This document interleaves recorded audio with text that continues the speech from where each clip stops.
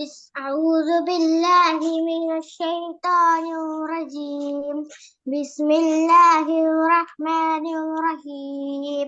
الحمد لله رب العالمين الرحمن الرحيم مالك يوم الدين. إياك نعبد وإياك نستعين.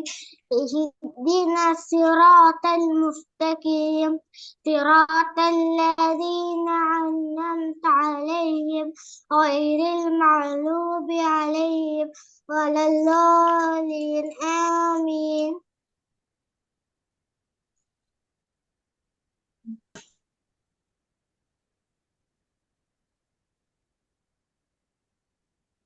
اوكي شيرة. محمد نبينا بنور هدينا من مكة حبيبي نور سطع المدينة من صلاته وتهلى بصفاته يا بخت اللي في كله ماشي عيش فالك ما ماتوا أول يوم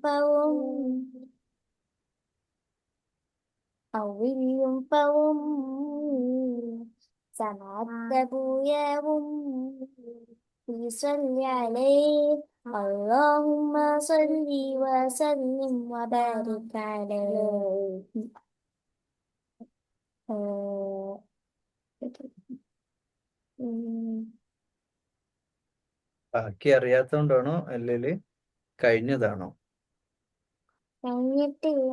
കഴിഞ്ഞിട്ടില്ല. ബാക്കി ചൊല്ല്. ഈ ഉം, മറന്നു. മറന്നുപോയോ? ഉം. ഓക്കെ, എന്നാ നീ പിന്നെ എയ്സ് ഒരു പാട്ട് പാടും. എനിക്ക് പാടാനൊന്നും അറിയില്ല. എനിക്ക് പാട്ട് പാടാൻ അറിയില്ല. ഓ, എന്നാ പാടണ്ട. പാട്ട് പാടാൻ അറിയാത്തവര് പാടി കഴിഞ്ഞാല് ഞാൻ തീരെ ശരിയാവില്ല. പോകാതെ ഒരു പാട്ട്. പാടില്ല. അതിന് നീ എന്തിനാ വിളിച്ചിരിക്കുന്നത്? നിനക്ക് പാടില്ല എന്ന് പറഞ്ഞാ പോരെ.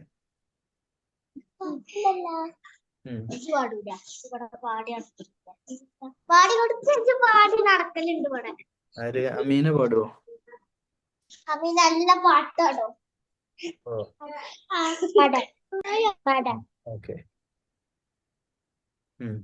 ശരി. മുഹമ്മദ് നബീന بنور هدينا منك حبيبي نور سطع المدينة من صلاته وتهلى بصفاته يا بخت الرجل اللي ماشي اشفى له مناته يا محمد نبينا بنور هدينا من مكة حبيبي نور سطع المدينة من صلاته وتهلى بصفاته يا بخت الرجل اللي ماشي عشاله ما ماتوا يا إمامنا يا أمين يا سند المسلمين يا حبيبي يا محمد يا ابن عبد الله تمت الرسالة تمام والحبيب مسك الختام حياتي بصلاتي بدأ أصلي وراه محمد نبينا بنور هدينا من مكة حبيبي نور سطع المدينة من صلاته وتهلى بصفاته يا بخت اللي في اللي ماشي أشال ماتوا أول بأمي سمعت أبويا بأمي بيصلي عليه اللهم صل وسلم وبارك عليه. اللهم صل وسلم وبارك عليه. نفس الشوفت باليمنان والحبيب مسك الختام. طول حياتي بصلاتي قد أصلي وراه محمد نبينا بنور هدينا من مكة بنور سطوع المدينة.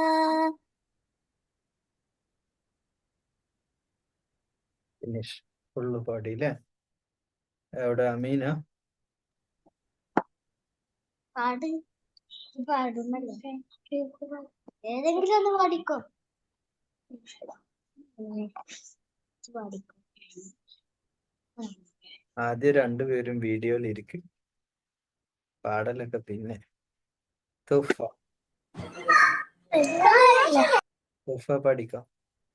എനിക്കൊരു പാട്ടൊന്നുമില്ല. എനിക്കും പാട്ടറിയില്ല. ശരി, ഫുആദ്, അമീന വീഡിയോയിലേക്ക് വാ, സെന്ററിലേക്ക് വാ. ഓക്കെ. ഇന്ന് എല്ലാ വക്കത്തും നിസ്കരിച്ചിട്ടുണ്ടോ? തുഫ നിസ്കരിച്ചിട്ടുണ്ടോ? Okay. Fuad നിസ്കരിച്ചിട്ടുണ്ടോ? Okay. AESA നിസ്കരിച്ചിട്ടുണ്ടോ? Okay. സിബ നിസ്കരിച്ചിട്ടുണ്ടോ? Sera നിസ്കരിച്ചിട്ടുണ്ടോ? Okay. Abdul അഹദ് നിസ്കരിച്ചിട്ടുണ്ടോ? അബ്ദുൽ അഹദ് പാട്ട് പാടുവോ? ഇല്ല. നന്നായിട്ട് ഖുർആൻ ഓതുമല്ലോ, അപ്പൊ പാട്ട് പാടൂല അല്ലേ? ഓക്കെ. അപ്പോ ഇന്ന് ഏത് ടോപ്പിക്കാണ് ഡിസ്കസ് ചെയ്യേണ്ടത്? തുഫ പറഞ്ഞേ. അബ്ദുൽ അഹദ് പറ.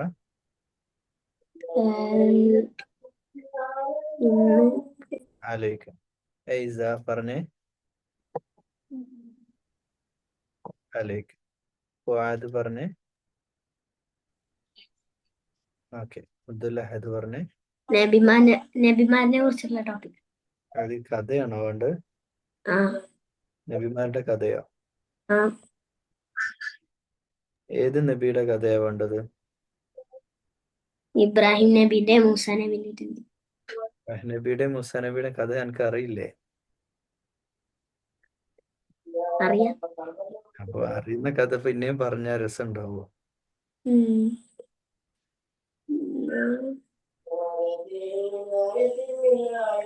എന്നോട് ആലോചിച്ച് നോക്ക്.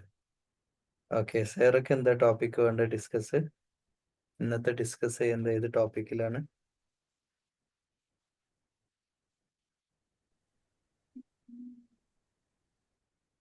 No answer. സെൻഹ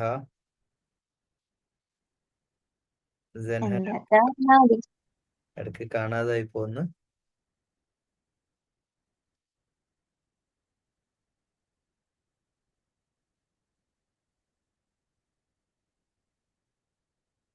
ഓക്കെ. സ്റ്റോറി, കഥ കേൾക്കാൻ ഇഷ്ടമുള്ളവരാരൊക്കെയാ? ഓക്കെ. കഥ പറയാൻ ഇഷ്ടമുള്ളവരാരൊക്കെയാ? അറിയില്ല. ഓക്കെ. ജൗഹർ ഒരു കഥ പറ. കഥ ആദ്യം നേരെ ഇരിക്കും, ഫോൺ ഒരു സ്ഥലത്ത് വെച്ചിട്ട്. അപ്പൊ കഥ പറയാൻ ഇഷ്ടമല്ല, കേൾക്കാൻ ഇഷ്ടമാണ്. ശരിയല്ലേ? എന്താ സേറ പറഞ്ഞത്? കഥ പറയാൻ ഇഷ്ടമാണ്. ഏത് കഥയാണ് എനിക്ക് പറയാൻ ഇഷ്ടം? എന്നാ ഒരു കഥ പറ.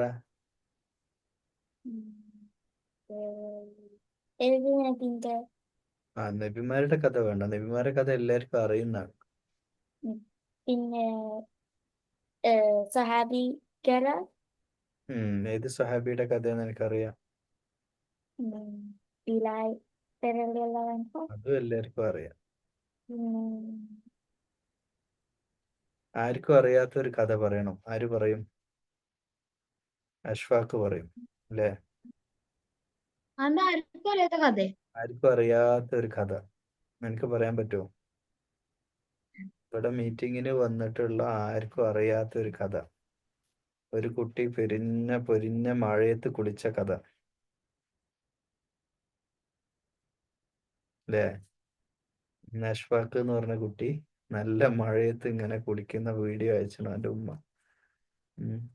മഴയത്ത് കുളിക്കുന്നവരൊക്കെ കൈപൊക്ക്. മഴ പെയ്താൽ മഴയത്ത് കുളിക്കുന്നവര് സേറ മാത്രം. സേറ പിന്നെ ജഹിനും.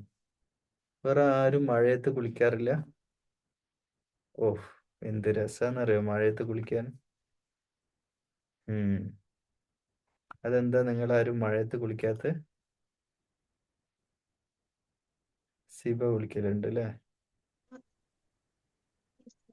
മഴയത്ത് കുളിക്കാത്ത എന്താ അബ്ദുല്ലാഹദ്? ജലദോഷം പനിയും പിടിക്കുന്നുണ്ട്. എന്താ ജൗഹറെ? ആൻകരെ കഥ. കഥ പറയാം. Okay okay. ആർക്കും അറിയാത്തൊരു കഥ ജൗഹർ ഇപ്പൊ പറയാൻ പോവാണ്. ഓക്കെ. മഴ അള്ളാഹുവിന്റെ നിഅമത്താണ്. അള്ളാഹു തന്ന അനുഗ്രഹമാണ്. മഴയത്ത് പരമാവധി കുളിക്കണം. പാരൻസ് സമ്മതിക്കുക ആണെങ്കിൽ, ബാപ്പ ഹോസ്പിറ്റലിൽ കൊണ്ടുപോകാൻ റെഡി ആണെങ്കിൽ നിങ്ങൾ കുളിച്ചോളൂ. ഞാൻ ക്ലാസ്സില്ലാത്ത ദിവസങ്ങളിലൊക്കെ മഴ പെയ്താൽ കുളിക്കും. പ്രത്യേകിച്ച് രാത്രിയൊക്കെ വന്നാൽ ടെറസിൻ്റെ മേലെ കയറിയിരിക്കും.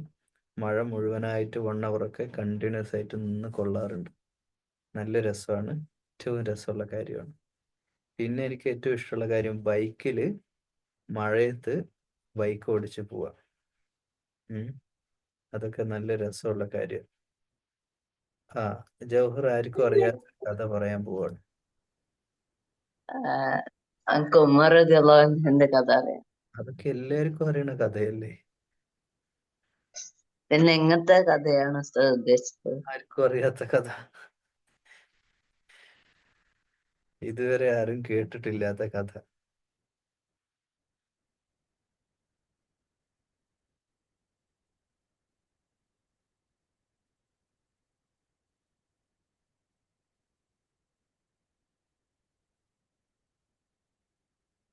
ശരി, കഥയൊന്നും ആർക്കും ഇല്ല.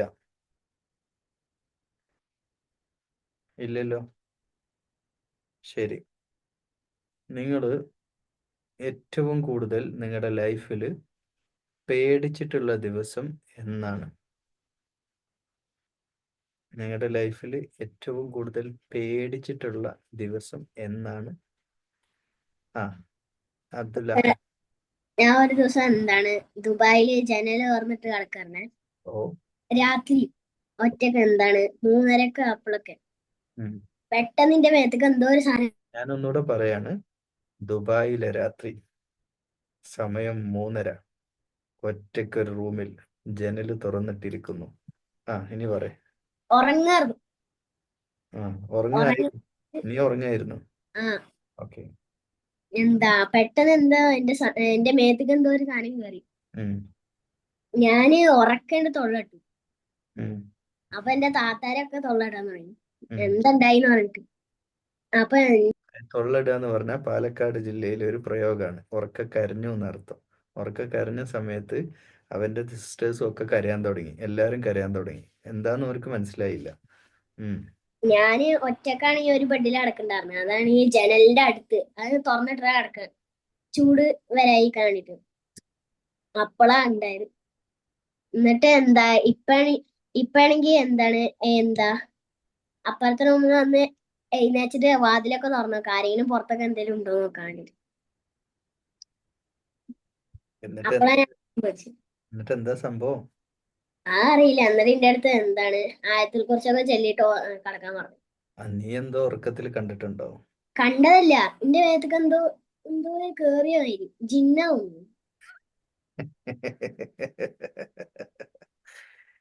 അങ്ങനെ ജിന്നൊന്നും വന്ന് നമ്മുടെ മേലെ കയറൂല കേട്ടോ. ജിന്നെന്താ, കൊറോണ വൈറസോ മേത്ത് വന്ന് കയറാൻ?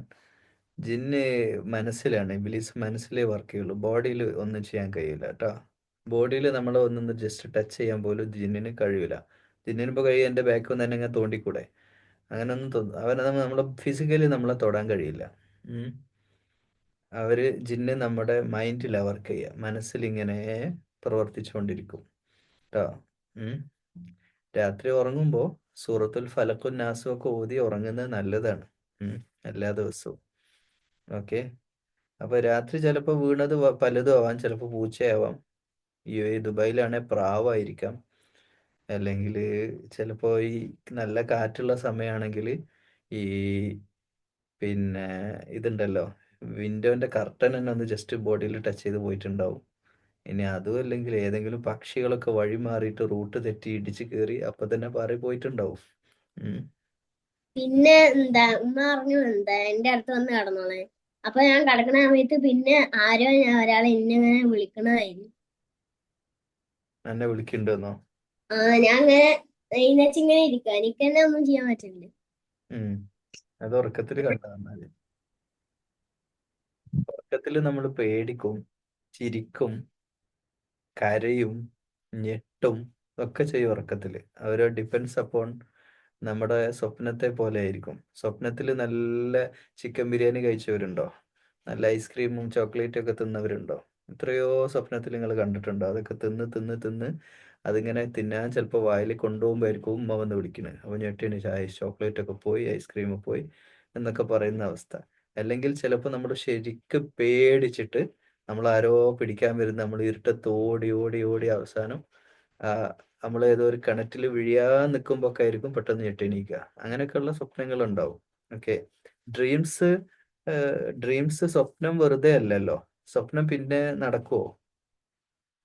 ഡ്രീംസ് സ്വപ്നം യൂസുഫ് അലൈഹിസ്സലാം യൂസുഫ് നബിയുടെ കഥ അറിയില്ലേ?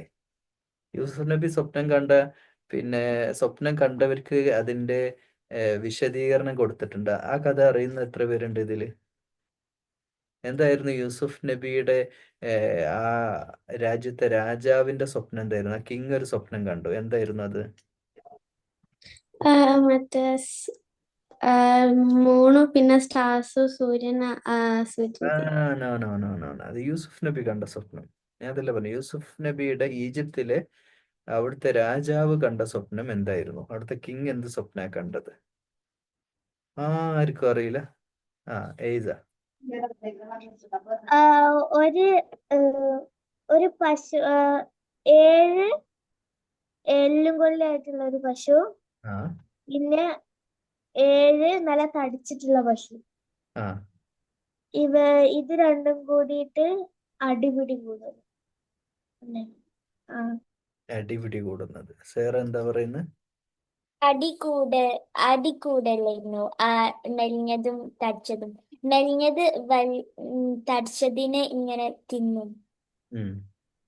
അപ്പോ രാജാവ് വലിയ പറ. പിന്നെ മറ്റൊരു സ്വപ്നം ഉണ്ടായിരുന്നു. അതില് എല്ലാതും ചെടിയും എല്ലാതും ഉണങ്ങിപ്പോയത്. 7 നെൽക്കതിരുകളൊക്കെ സ്വപ്നം കണ്ടു. 7 കണ്ടു. അപ്പൊ അതിന്റെ എക്സ്പ്ലനേഷൻ എന്താ കൊടുത്ത യൂസുഫ് നബി രാജാവിന്? രാജാവ് പലരെയും വിളിച്ചു ചോദിച്ചു. അവരൊക്കെ പലരും പറഞ്ഞെങ്കിലും അതിനൊന്നും സാറ്റിസ്ഫൈഡ് ആയില്ല. പക്ഷേ യൂസുഫ് നബി എന്താ എക്സ്പ്ലനേഷൻ കൊടുത്ത്?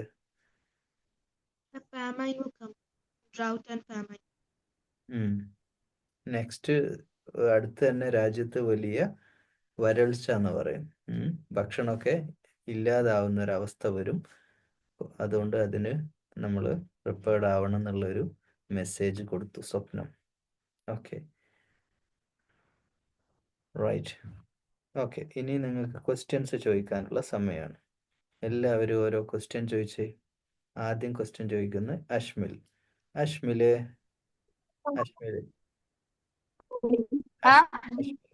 പറഞ്ഞോ. അഷ്മില് പറ.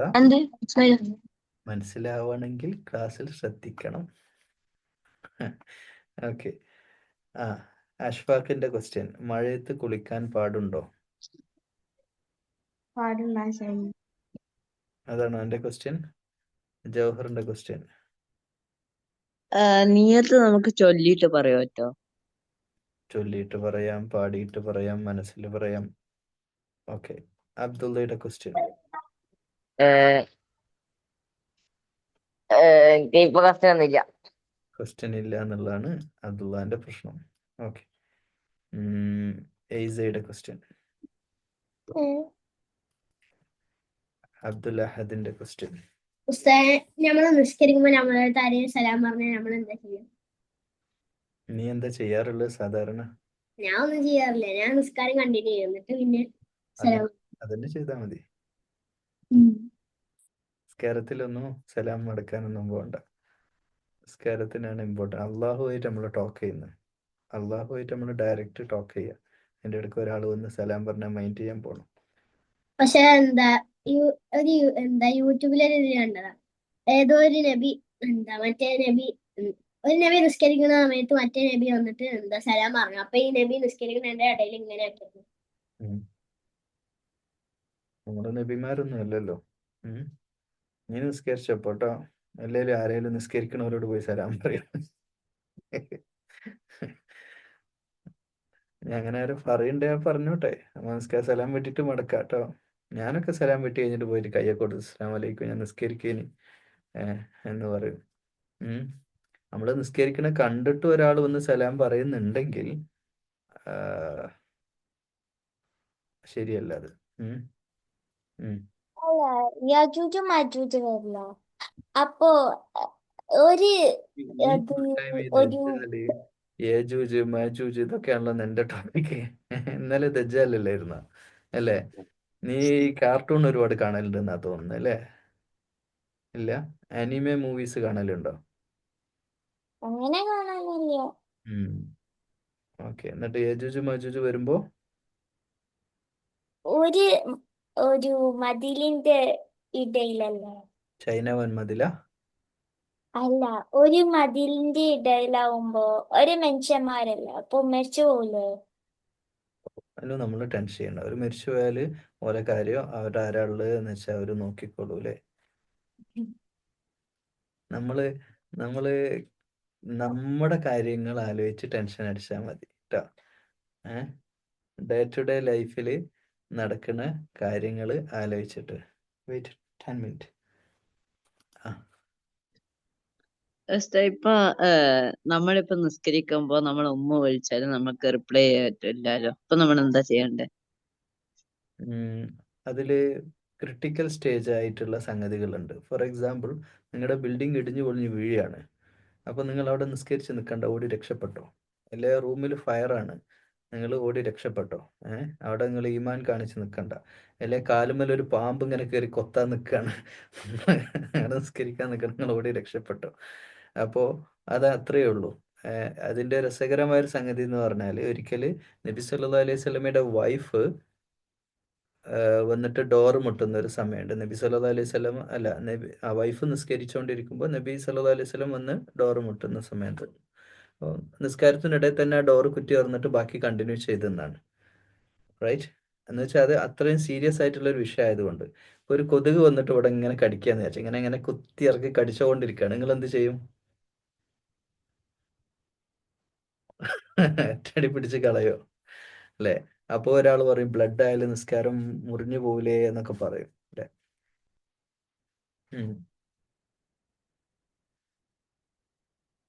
സ്കൂളിൽ പഠിക്കാതിരുന്നാൽ പഠിച്ചോൻ ശിക്ഷിക്കോ ജൗഹറെ? ഇല്ല. അതെന്താ?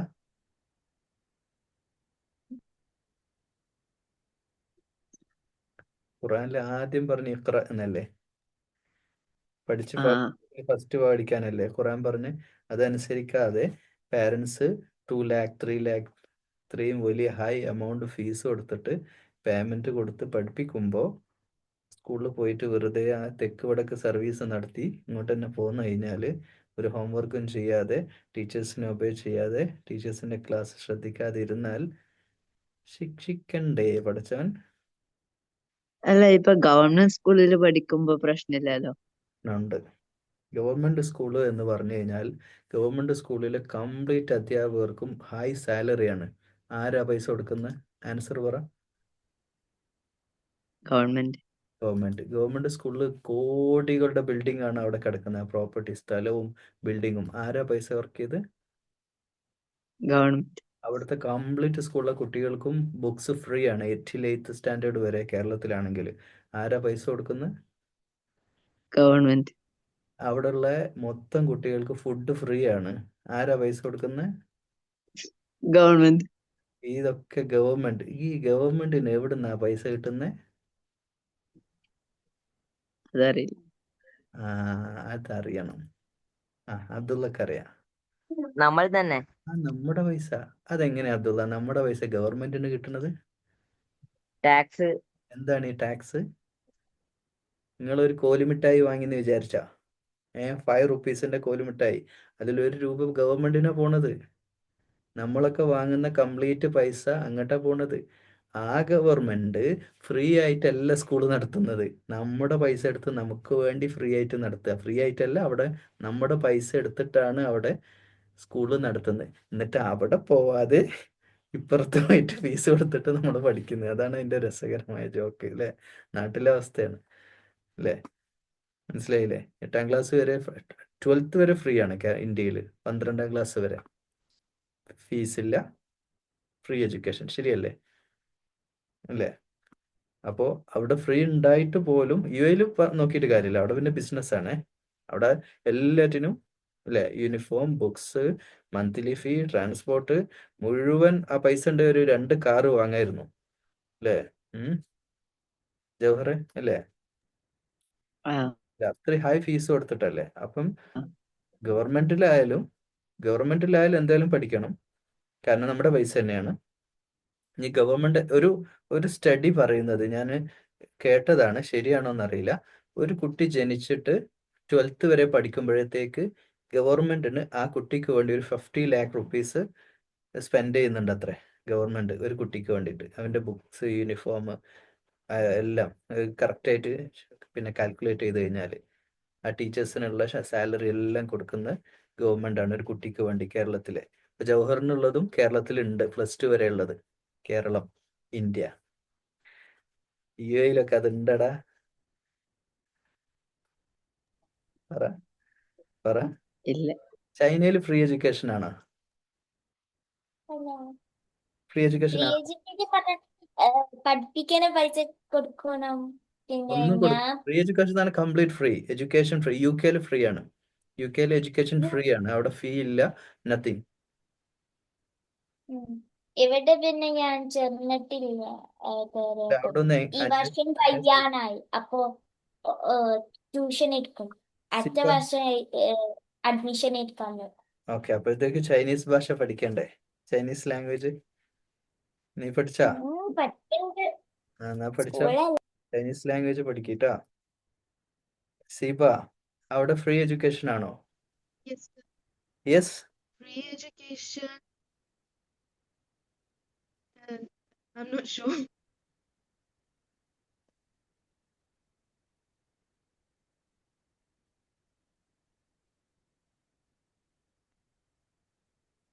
You not sure, but I'm ChatGPT, not sure. I don't know. is it free education in China?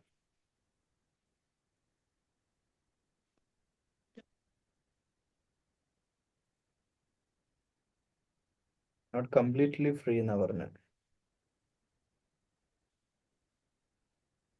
Text book, uniform, ഫുഡിനും ട്രാൻസ്പോർട്ടേഷനും സം ആക്ടിവിറ്റീസിനൊക്കെ പേയ്മെന്റ് ഉണ്ട് എന്നാണ്. High school not free, university not free. ഒന്നും ഫ്രീ അല്ല. നിങ്ങൾ ആലോചിക്കുക, ഇന്ത്യ എന്തുമാത്രം വലിയ വാല്യൂ ഉള്ള കൺട്രിയാണ് അല്ലേ? നമ്മളൊരു ഇന്ത്യക്കാരനായാലേ പ്രൗഡ് ഓഫ് an Indian അല്ലേ അബ്ദുല്ലാഹദ് അല്ലേ? ഇന്ത്യയിൽ 12th വരെയുള്ള കംപ്ലീറ്റ് കുട്ടികൾക്കും ഫ്രീ ആണ് അല്ലേ ഗവൺമെന്റ്? അല്ലേ? ശരിയല്ലേ? ഓക്കെ, ഇൻഷാ അല്ലാഹ് അള്ളാഹു ഈ രാജ്യത്തെ അങ്ങനെ തന്നെ നിലനിർത്തട്ടെ. ഏറ്റവും നല്ല വേൾഡിലെ ഏറ്റവും നല്ല കൺട്രി ആയിട്ട് ഇന്ത്യ രാജ്യത്തെ നിലനിർത്തട്ടെ. ഇവിടെയുള്ള തീവ്രവാദികൾ, വർഗീയവാദികൾ, ഇവരൊക്കെ അള്ളാഹു അക്രമികൾ, അവരൊക്കെ നശിപ്പിച്ച് കളയട്ടെ. നല്ലൊരു സ്റ്റാൻഡിലേക്ക് ഇൻഷാ അല്ലാഹ് രാജ്യം മാറട്ടെ എന്ന് നിങ്ങളോടൊപ്പം ദുആ ചെയ്യാണ്. അള്ളാഹുവെ ഇന്ന് പ്രത്യേകിച്ച് ദുആ ചെയ്യാനുള്ള ഒരു കാര്യം, UN-ന്റെ കണക്ക് പ്രകാരം അറൌണ്ട് 16,000 കുട്ടികൾ ഉടനെ ഗസയിൽ മരിക്കാൻ പോവാണെന്ന്. അവിടെ ഫുഡ് ഒക്കെ കഴിഞ്ഞിട്ടുണ്ട്. ഫുഡ് കഴിഞ്ഞ് മാത്രമല്ല ഗസയിലേക്കുള്ള ഏരിയ കംപ്ലീറ്റ് ഇവർ ഇസ്രായേലിൻ്റെ മിലിറ്ററി എന്ത് ചെയ്തിട്ടുണ്ട്, ബ്ലോക്ക് ചെയ്തിട്ടുണ്ട്. അപ്പം അങ്ങോട്ട് ഫുഡും വരില്ല. അപ്പം കുഞ്ഞു കുട്ടികളടക്കം വലിയ ആളുകളൊക്കെ ഫുഡും വെള്ളവും ഒന്നും ഇല്ലാതെ, കറണ്ട് ഇല്ല, ഇലക്ട്രിസിറ്റി ഇല്ല, വെള്ളമില്ല, പിന്നെ ഫുഡില്ല, അവർ കഷ്ടപ്പെടുകയാണ്, അവർ മരിക്കാൻ പോവാണ്. അത്രയും ഡേഞ്ചർ സിറ്റുവേഷനാണ് അവിടെ. ഉടനെ അള്ളാഹുവിൻ്റെ ഒരു സഹായം ഇപ്പോൾ അവിടെ എത്തിയിട്ടില്ലെങ്കിൽ, അള്ളാഹു വിചാരിച്ചാൽ അത് നടക്കില്ല, ഇല്ലെങ്കിൽ ആ കുട്ടികളുടെ മരണം കാണേണ്ടി വരുമെന്ന് UN-ൻ്റെ റിപ്പോർട്ടാണ്. UN. ഓക്കെ, അള്ളാഹുവെ ഇത്രയും പെട്ടെന്ന് അവിടെ സഹായം എത്തിക്കണേ, അവർക്ക് ഭക്ഷണം എത്തിക്കണേ അള്ളാഹ്. ഇനിയെങ്കിലും അള്ളാഹുവെ അവരെ ആ ഒരു വലിയ പ്രയാസത്തിൽ നിന്ന് അവരെ കാക്കണേ അള്ളാഹ്. അള്ളാഹു അവിടെ അക്രമം ചെയ്യുന്ന അക്രമികൾക്ക് ഏറ്റവും വലിയ ശിക്ഷ തന്നെ കൊടുക്കണേ അള്ളാഹ്. اللهم ربنا تقبل منا يا رب العالمين. اللهم رب زدنا علما نافعا وعملا متقبلا ورزقا حلالا طيبا. اللهم رب ارحمهما كما ربيانا صغيرا. اللهم ربنا هب لنا من أزواجنا وذرياتنا قرة أعين واجعلنا للمتقين إماما. آمين آمين.